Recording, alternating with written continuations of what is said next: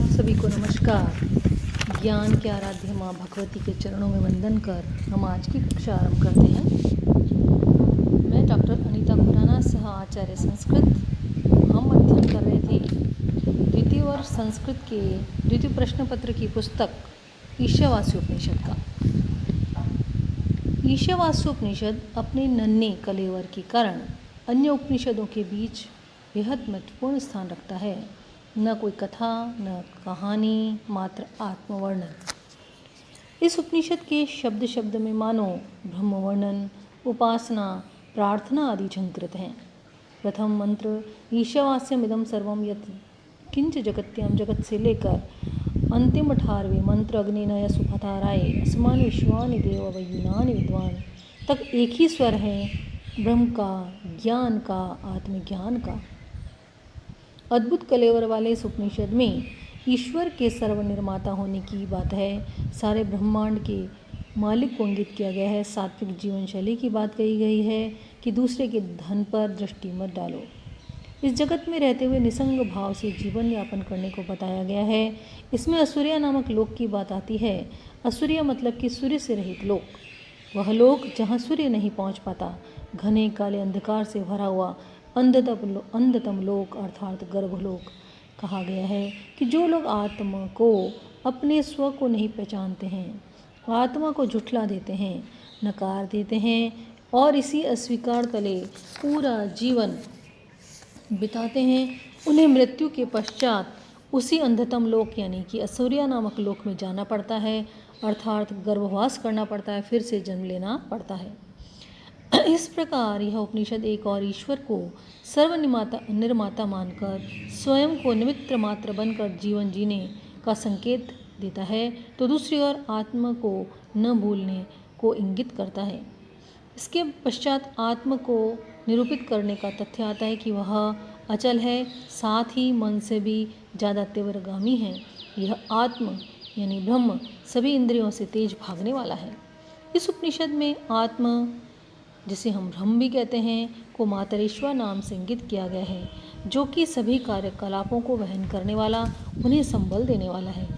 आत्म के ब्रह्म के गुणों को बताने के क्रम में यहाँ यह बतलाया गया है कि वह एक साथ एक ही समय में भ्रमणशील है, साथ ही अभ्रमणशील भी।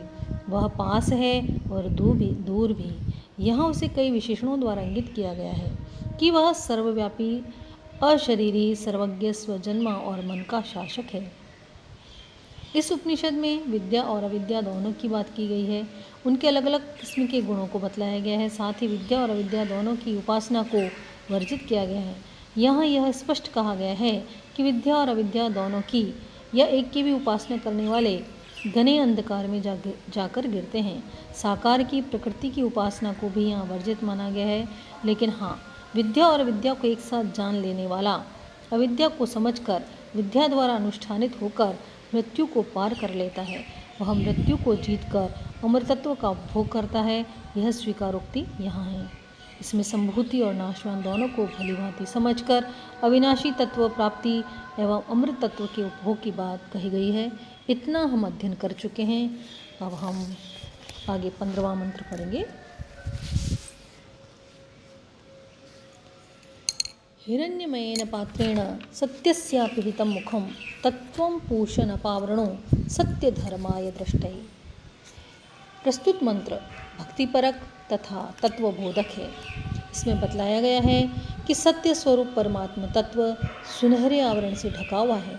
उसकी प्राप्ति साधक को तभी हो सकती है जब वह शोक, मोह आदि के बंधन से अपने को मुक्त कर लेता है। वास्तव में सत्य का सुख हिरण्यमय पात्र अर्थात संसार के सत्य का मुख हिरण्यमय पात्र अर्थात संसार के ऐश्वर्य, वैभव, चमचमाहट से आवृत है। जब इस संसार का प्रलोभन, धन धान्य ऐश्वर्य का लोभ दूर हो तो सत्य का दर्शन होता है। हिरण्यमयेन पात्रेण सत्यस्य मुखम अपिहितम। सत्यस्य मुखम, सत्य का या परमात्मा के ज्ञान का मुख अर्थात स्वरूप तीव्र प्रकाश, हिरण्यमयेन पात्रेण तीव्र प्रकाश के आवरण से अपिहितम ढका हुआ है, छिपा हुआ है। हे पोषक परमात्मन, पूषण पोषक परमात्मन तत्त्वम सत्य धर्माय उस आवरण को यथार्थ स्वरूप को देखने के लिए सत्य धर्माय दृष्टये यथार्थ स्वरूप को देखने के लिए अपावरणों हटा दो खोल दो। भक्त भगवान से प्रार्थना करते हुए कह रहा है कि हे भगवान आपका मुखारविंद प्रकाशमय सूर्यमंडल की दैदीप्यमान ज्योतिर्मय यवनिका से आच्छादित है। मैं आपके भव्य पावन दर्शन का चिरभिलाषी हूँ, अतः आप मुझ पर कृपा कीजिए और उस आवरण को हटा दीजिए जो कि मेरे दर्शन में व्यवधान स्वरूप है। आप आवरण हटा देंगे तो मुझ भक्त को आपके भव्य दर्शन का लाभ प्राप्त हो पाएगा। एक बार पुनः हिरण्यमयेन पात्रेण सत्यस्य मुखम अपहितम सत्य का मुख सत्यस्य मुखम सत्य का मुख परमात्मा के ज्ञान का मुख अर्थात स्वरूप हिरण्यमयेन पात्रेण तीव्र प्रकाश के आवरण से अपहितम ढका हुआ है छिपा हुआ है। हे पूषण हे पोषक हे पालन पोषण करने वाले परमात्मन तत्त्वम सत्य धर्माय दृष्टये उस आवरण को यथार्थ स्वरूप को देखने के लिए सत्य धर्माय दृष्टये यथार्थ स्वरूप को देखने के लिए अपावरणों हटा दो खोल दो। आगे देखिए पूषण एकर्षे यम सूर्य प्राजापत्य व्यूह रश्मीन समूह तेजो यत्ते रूपम कल्याणतमं तत्ते पश्यामि यो असावसौ पुरुषः सोहमस्मि। प्रस्तुत मंत्र में सूर्य के प्रतीक रूप बने ईश से प्रार्थना की गई है कि वह जगत के रूप में जो चकाचौंध करने वाली उसकी प्रखर किरणें प्रसारित हैं उन्हें समेट ले, तभी उसके मंगलमय रूप का दर्शन संभव है। भाव यह है कि संबोधन के अनुरूप गुणों से युक्त परमात्मा ही सत्य के आवरक को दूर करने में समर्थ है। जब वह कृपा करके आवरक को दूर करेगा तब हम उसे देखने में समर्थ होंगे। वह परमात्मा सर्वत्र व्यापक है। पूषण एकर्षे हे जगत पोषक सूर्य यम सूर्य प्राजापत्य पूषण हे पोषक देव एकर्षे एकाकी गमन करने वाले सूर्य हे सूर्यदेव सबके उत्पादक और प्रेरक प्राजापत्य हे प्रजा के स्वामी परमात्मा रश्मीन व्यूह समूह हे यम अर्थात संसार का नियमन करने वाले सूर्यदेव सबके उत्पादक और प्रेरक प्राजापत्य हे प्रजा के स्वामी परमात्मा रश्मीन व्यूह समूह अपनी किरणों को हटा लें अपने तेज को समेट लें। यत् तेजः कल्याणतमं रूपम तत्ते पश्यामि तेरा जो अतिशय कल्याणमय रूप है उसे मैं देखता हूँ। ते पश्यामि मैं वह देख रहा हूँ। यह असौ पुरुषः स अहम अस्मि यह जो आदित्य मंडलस्थ पुरुष है वह मैं हूँ। जगत का पोषण करने के कारण सूर्य पूषा है। वह अकेला ही चलता है इसलिए एकर्षी है। सबका नियमन करने के कारण वह यम है। किरणों से प्राण और रसों को स्वीकार करने के कारण सूर्य है। प्रजापति का पुत्र होने से प्राजापत्य है। अपने तेज यानी संतप्त करने वाली ज्योति को पुंजभूत अर्थात एकत्रित कर शांत कर। तेरा जो अत्यंत कल्याणमय अर्थात परम सुंदर रूप है उसे तुझ आत्मा की कृपा से देखता हूँ तथा यह बात मैं तुझसे सेवक के समान याचना नहीं करता, क्योंकि यह जो विहरती रूप अंगों वाला आदित्य मंडलस्थ पुरुष है जो पुरुषाकार होने से अथवा जो प्राण और बुद्धि रूप से समस्त जगत को पूर्ण किए हुए है या जो शरीर रूप पूर्व में शयन करने के कारण पुरुष है वह मैं ही हूँ। एक बार पुनः देखें, बड़ा सुंदर सा मंत्र है। पूषण हे जगत पोषक सूर्य पूषण एकर्षे एकाकी गमन करने वाले हे यम सूर्य हे सूर्य प्राण और रस का शोषण करने वाले प्राजापत्य हे प्रजापति नंदन रश्मिन व्यूह समूह तुम अपनी किरणों को हटा लो अपने तेज को समेट लो। यत् तेजः कल्याणतमं रूपम तत्ते पश्यामि तेरा जो अतिशय कल्याणमय रूप है उसे मैं देखता हूँ। यह असौ पुरुष स अहम अस्मि यह जो आदित्य मंडलस्थ पुरुष है वह मैं हूँ। अगला मंत्र है वायुरनिलम अमृतम मथेदम वस्मांतम शरीरम ओम क्रतो स्मर कृतम स्मर क्रतो स्मर कृतम स्मर। प्रस्तुत मंत्र में मरणोन्मुख उपासक की प्रार्थना है। मृत्यु के आने पर यह शरीर तो नष्ट हो जाएगा, केवल भस्म अवशेष रहेगी। अतः पुरुष को चाहिए कि वह सदा परमात्मा का ध्यान करे और सभी कालों में स्वीकृत कर्मों की समीक्षा करे तथा अच्छे व बुरे का विचार करके आत्मशोधन करे, शरीर की नश्वरता को भी समझे। वायु अनिलम अमृतम, मेरा प्राण वायु, मेरा प्राण आदि वायु कारण रूप वायु, अनिलम यानी कारण रूप वायु, और अमृतम अविनाशी कारण में लीन हो रहा है। मेरा प्राण आदि वायु कहाँ लीन हो रहा है? कारण रूप वायु अविनाशी कारण में लीन हो रहा है, जो कि अविनाशी है। अमृतम अविनाशी है। अथ इदम शरीरम भस्मांतम, अब यह मेरा 5 भौतिक स्थूल शरीर भस्मांतम, भस्म होने वाला है अथवा भस्म होने तक रहने वाला है। इसलिए कृतो ओम स्मरः, हे कर्म करने वाले मेरे जीव, ओम नामक परमात्मा को याद करो। कृतम स्मरः, अपने किए हुए कर्मों को याद करो। कृतो स्मरः, हे कर्म करने वाले मेरे जीव, कृतम स्मरः, ओम को याद करो, अपने कर्मों को याद करो। स्वामी शंकराचार्य ने इसमें मुमूर्षु की भविष्य में होने वाली स्थिति का चिंतन माना है।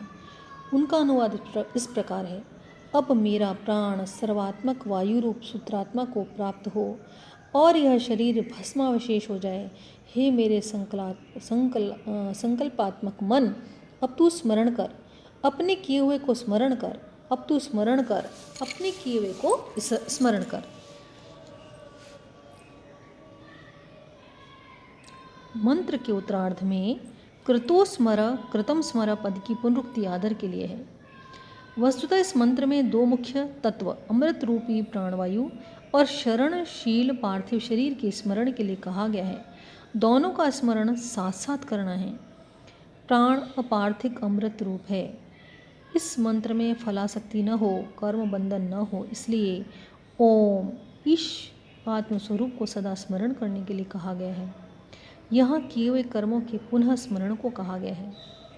इस पुनरुक्ति का भाव यह है कि सतत मृत्यु पर्यंत आत्मनिरीक्षण करते रहना चाहिए। आत्म कल्याण का एकमात्र श्रेयस्कर मार्ग कौन सा है? आत्म परीक्षण ही है। आगे देखिए, अंतिम मंत्र है ओम अग्निनः सुपथाराय अस्मान् विश्वानि देव वयुनानि विद्वान् युयध्यस्म जुहुराणमेनो भूयिष्ठां ते नमः विदेमः। ईशावास्योपनिषद के इस अंतिम मंत्र में उपासक या ज्ञानी या साधक अपने ज्ञान और जीवन की चरम सीढ़ी पर पहुंच जाता है। अतः वह परमेश्वर से मोक्षदान की प्रार्थना करता है, उसके मार्ग की बाधाओं को निराकृत करना चाहता है। हे देवअग्नि, हे दिव्य स्वरूप परमात्मन, विश्वानि वयुनानि विद्वान, सब कर्मों और ज्ञान को जानते हुए तुम हमें, असमाने ने हमें, राय सुपथानाय, धन या मोक्ष धन की प्राप्ति के लिए सुपथा उत्तम मार्ग से नया ले जाओ। अस्मत् जुहुराणम एनः युयोधि, हमसे कुटिल घोर पाप को दूर कर दो। एनः यानी पाप को, युयोधि दूर कर दो, हटा दो। वयम ते भूयिष्ठम नमोक्तिम विदेम, हम तुम्हारे लिए पुष्कल मात्रा में अर्थात बार बार प्रणाम के वाक्यों से परिचर्या करें, सेवा करें, अर्थात हम पुनः पुनः आपको नमस्कार करते हैं। शंकराचार्य के अनुसार इस मंत्र का अर्थ है, हे अग्नि, हमें कर्म फल भोग के लिए सन्मार्ग से ले चल। हे देव, तू समस्त ज्ञान और कर्मों को जानने वाला है। हमारे पाखंडपूर्ण पापों को नष्ट कर हम तेरे लिए अनेकों नमस्कार करते हैं। प्रस्तुत मंत्र में ईश्वर को अग्नि के रूप में स्मरण किया गया है, उसकी स्तुति की गई है। यहाँ सुपथ पर चलने की प्रार्थना है ताकि कभी भी भूल कर भी कुमार्ग पर पैर न पड़े। यहाँ सुपथ अर्थात उत्तम साधन से ऐश्वर्य प्राप्ति की प्रार्थना की गई है। साधन की पवित्रता पर जोर दिया गया है।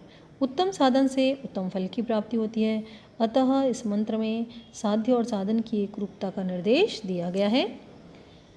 प्रस्तुत उपनिषद का प्रमुख केंद्र सदाचार तथा दर्शन एकमात्र व्यवहारिक और क्रियात्मक है। इसके और अन्य उपनिषदों के इस शांत, स्फूर्तिप्रद, अज्ञान तिमिरनाशक व यथार्थ ज्ञान के व्याख्यात उपदेशों को पढ़कर ही शोपेनहावर ने उपनिषदों को आत्मा, जीवन और मरण की शांति कहा है। आज के लिए इतना ही। कल पुनः एक नवीन विषय के साथ आपके समक्ष उपस्थित होंगे। तब तक के लिए नमस्कार।